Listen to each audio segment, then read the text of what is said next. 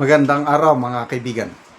Bigyan natin ng reaction, opinion itong post ng Peanut Gallery Media Network. Payag ito ng tatlong justices ng Sandigan Bayan.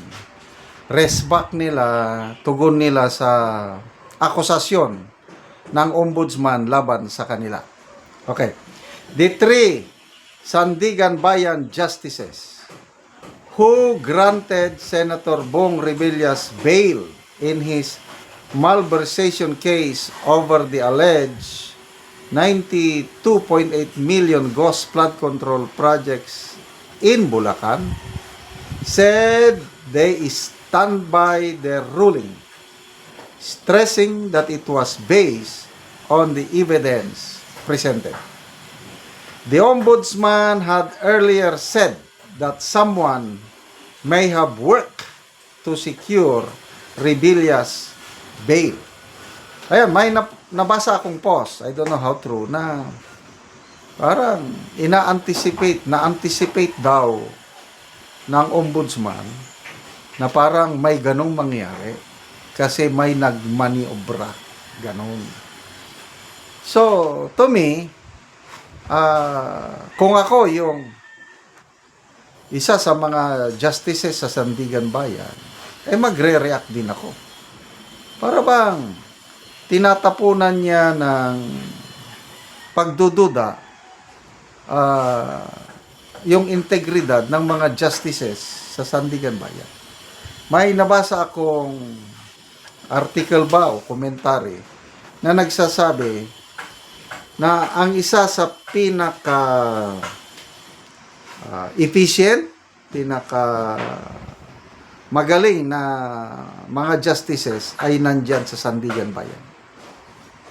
Kahit matagal na yung kaso, it takes time, kailang na nare-resolve pa rin nila, naglalabas pa rin sila ng desisyon.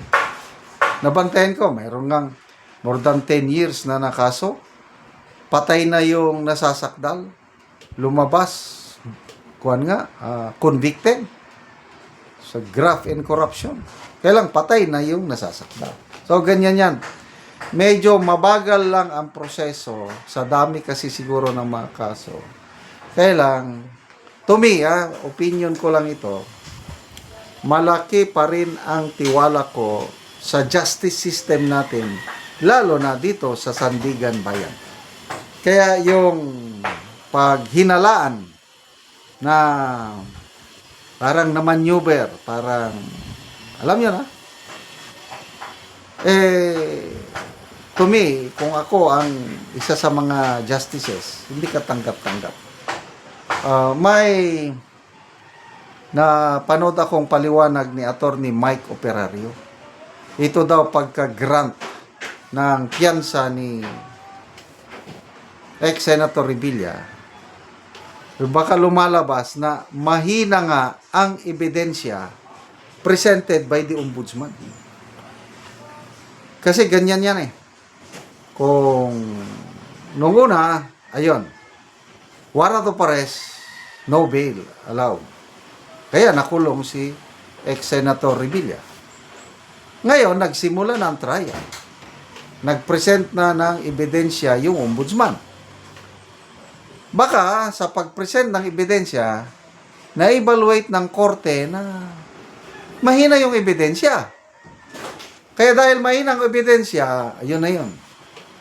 Pwede nang pagbigyan ng piyansa o bail yung nasasakdal. Kaya ganun ang nangyari, nakalabas. So, sabi ni Attorney Operario, yung pag-grant ng bail kay ex-Senator Revilla is an indication, na mahina yung ebidensya presented by the ombudsman at magre-reflect din yan kay Senator Jingo Estrada.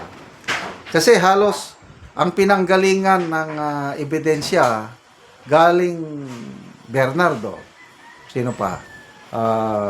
Alcantara, Bryce Hernandez, sila man lang yung nag-i-implicate dito sa mga nakakulong. So kung mahina ang dating ng ebidensya provided by itong, di ba ito, taga DPWH lahat Bernardo Alcantara and Bryce Hernandez. Mahina. So, wag na tayong magtaka mga kaibigan.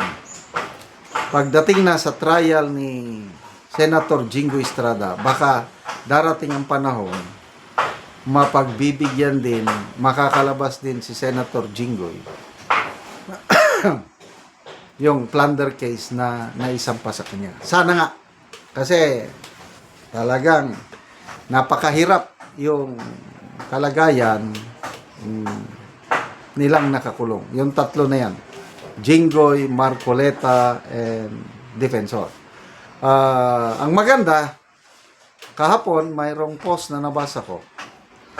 Ang mga abogado ni Senator Marcoleta, they have informed the Sandigan Bayan that they have filed, ang kampo ni Senator Marcoleta, nagsampa na ng, nagsampa na ng petisyon sa Supreme Court para ibasura ang mga kaso na isinampa ng Ombudsman laban kay Marcoleta sa Sandigan Bayan. And that's part of their legal remedy. Ang question na lang is, gaano kabilis aksyonan ng Supreme Court yung petition na yun.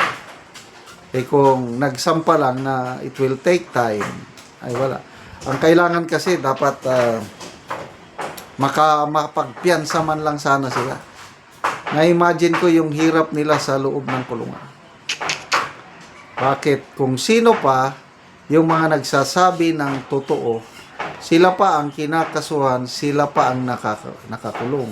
Kung sino yung pinaghihinalaan ng taong bayan na mga mastermind sa corruption na ito, sila pa ang nasa labas. Wala pa rin kaso hanggang ngayon. Salamat mga kaibigan sa inyong pagsubaybay sa channel nito. Nakakatulong kayo ng malaki sa tribong Talandig ng Bukidnon dahil ang sweldo natin sa channel na ito is pantulong po sa tribo. Namimigay tayo ng, libreng yero at pako para makapagpatayo sila ng mas maayos na tirahan. Panoorin nyo ang video na ito. Mauna na sila ang tabangan sa Sen. Salamat sa iyo. 17 ka pamilya.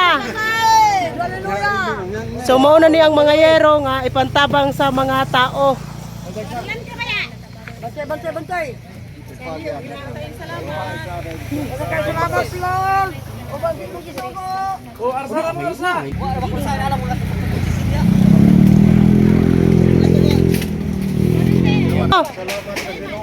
Salamat sa Ginoo kada tagaan mixed.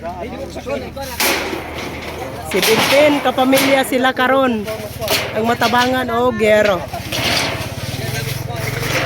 Pagkaroon na anak ko diri sa balay ni Junel Linggian nga taga Barangay Tikalaan, Purok 3 San Alahay, Talakag Bukidnon. So mo na ni ang natabangan o gero. Pulihan niya karon ay mga buslot na ang iyang atop. O muna ni ang gihatag nga 8 ka buok nga yero nga 8 kataas nga iatop karon. So muna ni ang itsura sa gawas nga bahin sa ilang balay.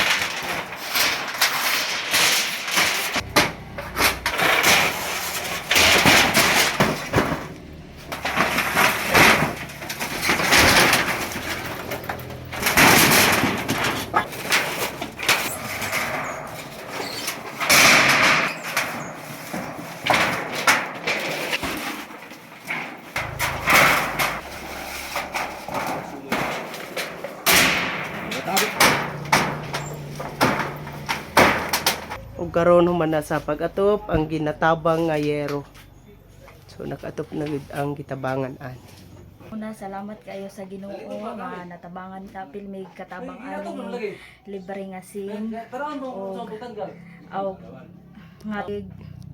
nga wala na pulihan. Napulo na katuig bago pa napulian inyong atop. O dako kayong pasalamat sa nagpasiug na pud ani nga aron mi makaapil ani nga kuan nga mga libre nga sa libre nga sin. Pa rin ate.